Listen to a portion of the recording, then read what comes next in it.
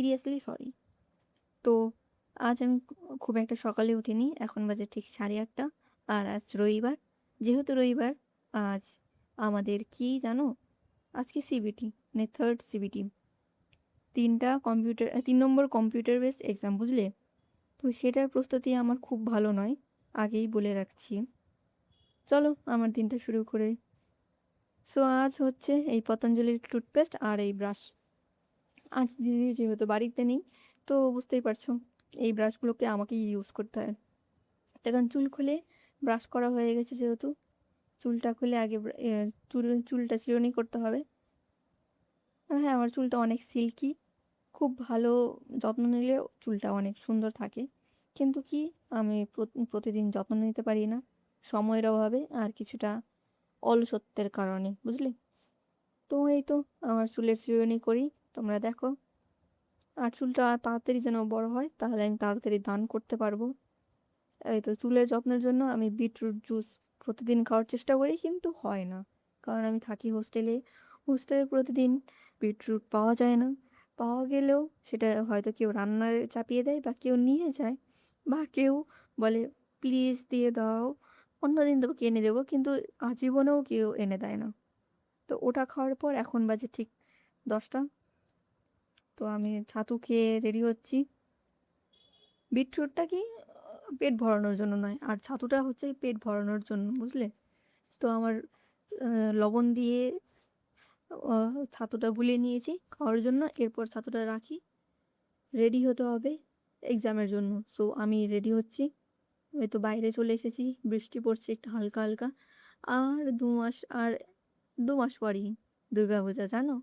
দুর্গাপূজা আমি প্রচণ্ড এক্সাইটেড, কেননা আমার মামার বাড়িতে দুর্গাপূজা হয়, আমি আগেই বলেছি।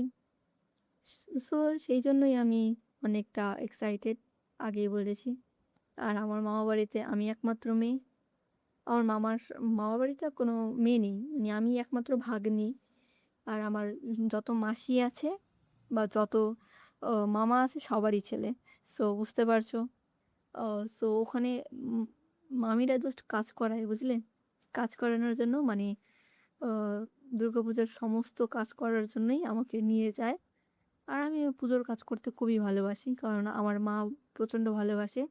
আমার মা বাড়িতে দুর্গাপূজা আমার আমার জন্য, আমার মার জন্যই জাস্ট টিকে আছে, নয়তো আমার মামিরা যা আলসে টাইপের মহিলা, এরা জীবনে মানে নিয়ম করে দুর্গাপূজা করতে পারে না, নিয়ম করে কোনো কাজটাই করতে পারে না। তো আমি এসে গেছি এখন। আর এই রিক্সা থেকে নামলেই সিবিটির সেন্টারে চলে যাব, মানে কম্পিউটার বেসড এক্সামের সেন্টারে পৌঁছে যাব।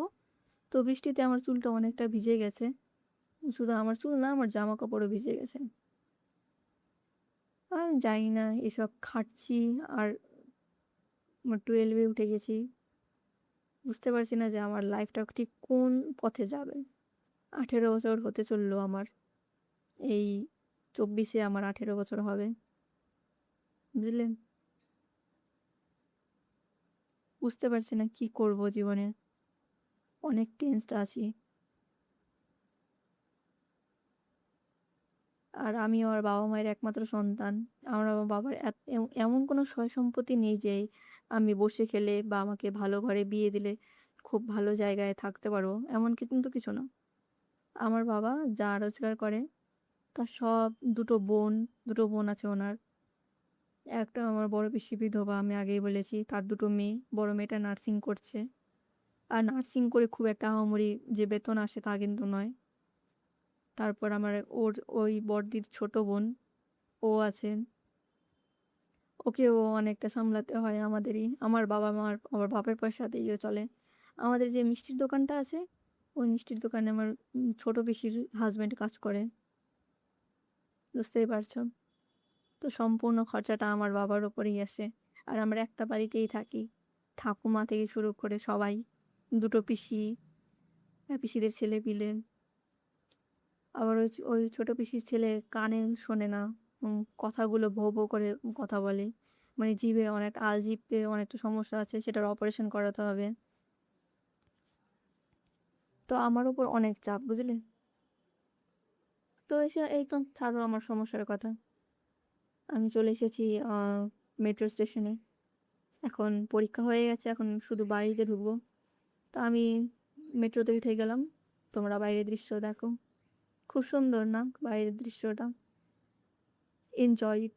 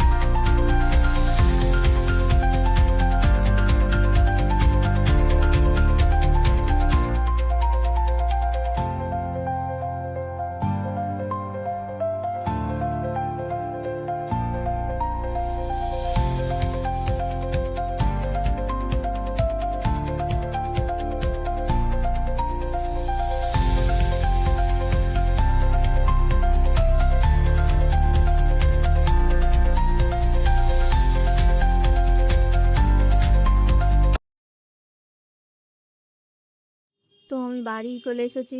এখন বাড়ি এসে দিদি বলছে কিছু বানিয়ে খাওয়াতে। তো আমি, আমার কাছে আছে বিটরুট জুস। বিট মানে অনেক বিট আনা হয়েছে। তো রাত্রে, এখন ঠিক সন্ধ্যা, রাত হয়নি, সন্ধ্যাও হয়নি, সরি, এখন ঠিক 5:30 বাজে। সন্ধ্যাও তো একটু লেট হবে।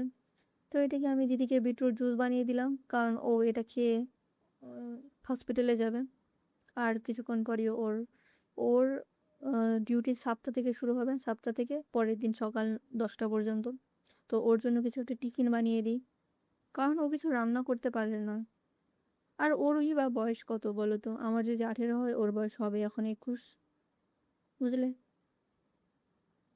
তো কড়াইতে হালকা তেল দিয়ে পেঁয়াজ ভেজে নিয়েছি, কিছু যে বিনস আছে, বিনস দিয়ে দিলাম, এটাকেও ভাজবো। তারপর কেটে রাখা গাজর একে একে দিয়ে দেবো। আমার দিদিকে আমাকে রান্না করে খাওয়াতে আমার খুব ভালো লাগে। এটা ভেবো না যে আমার দিদি কিছু রান্না করতে পারে না বলে আমার খুব অসুবিধা হয়, একদম না। আমার মা শিখিয়েছে সবাইকে ভালোবাসতে, বুঝলে? আমার মা কেন শিখিয়েছে বলি, আমার মা বাংলাদেশের লোকেরা না, সত্যি বলি, আমাদের এই পশ্চিমবঙ্গের লোকের থেকে না অনেক ভালো আত্মীয় বৎসল, বুঝলেন? আত্মীয় স্বজনদের খুব ভালোবাসে এরা। এখানকার লোকগুলো না, কিছু মনে করো না, সত্যি বলছি, অনেক কিপটে, অনেক অলস, কাজ করতে চায় না খুব একটা। তো দেখলে একে একে গাজর, বিনস, টমেটো আর ক্যাপসিকাম দিয়ে দিয়েছি, একটু আদা কুচি দিয়েছি, আর দিয়ে দিলাম একটু লবণ। এটাকে দিয়ে হালকা করে টস করব, যাতে একটু সবজিগুলো একটু কাঁচা কাঁচা থাকে, কারণ আমার দিদি খুব একটা ভাজা সবজি খায় না, মানে কড়া করে ভেজে দিলে খায় না। ও বললে বেশি কড়া করে ভেজে দিলে সবজির যে গুণাবলীগুলো সেগুলো থাকে না। অফকোর্স ওটা আমরাও জানি, কিন্তু আমার মা আর জেঠিরা তো বোঝে না। তো ও আমার হাতের রান্নাটাই ও খুব একটা বেশি খায়। তো দেখছো যে চিংড়ি মাছ দিয়ে দিয়েছি, ছোট ছোট চিংড়ি মাছ, ওগুলোকে খোসা ছাড়িয়ে দিয়ে দিয়েছি। আমার দিদি আবার চিংড়ি মাছ খেতে খুব ভালোবাসে, চিংড়ি মাছ, ইলিশ মাছ। হ্যাঁ, ওদেরও, মানে আমার পিসিরাও বাংলাদেশেই জন্মেছে, কেউ এখানে জন্মায়নি। আমার বাবা তো বলেছি 74-এ জন্মেছে, আমার পিসি জন্মেছে হচ্ছে 71-এ। হ্যাঁ, ভারত বাংলাদেশ স্বাধীন হওয়ার আগেই জন্মেছে। তো সবার জন্ম যেহেতু এখানে, তো সবাই ওখানকার মতনই কথা বলে, আমাদের কোনো অসুবিধা হয় না। তো দেখলে চাউমিন দিয়ে দিলাম, দিয়ে দিচ্ছে সয়া সস। আর তেমন কিছু দেবো না মশলার মধ্যে, জাস্ট ওই একটু জিরের গুঁড়ো দিয়ে দেবো, আর একটু গরম মশলার গুঁড়ো একসাথে মিক্স করে দিয়ে দিয়েছি। এটা যেহেতু ম্যাগি নয়, তো ম্যাগি মশলা তো থাকবে না। তো এটাকে আমি হালকা করে টস করছি, ঠিক ওই দোকানের মতন চাউমিন রান্নার চেষ্টা করছি আর কি। কিন্তু দোকানের মতন টেস্ট হবে না, কারণ ভিনিগার দেয়নি, একটু ওরা ঢেলে ঢেলে ভিনিগার দেয়, আগেই জানো। তো এটাকে হালকা হালকা কোনা দিয়ে জাস্ট মানে চিনির হালকা কোনা দিয়ে টস্ট করছি, নয়তো চাউমিনগুলো ভেঙে যাবে, বুঝতেই পারছো। তো আমি নাড়িয়ে নাড়িয়ে এটাকে দেখছি, দিদি বলল তাড়াতাড়ি করে দিতে। পরে এটাকে ঠান্ডা করে ম্যাগিটাকে টিফিনে বাক্স ভরে দেবো। তাহলে শেষ আজকের মতন ভিডিও। দেখা হবে অন্য কোনো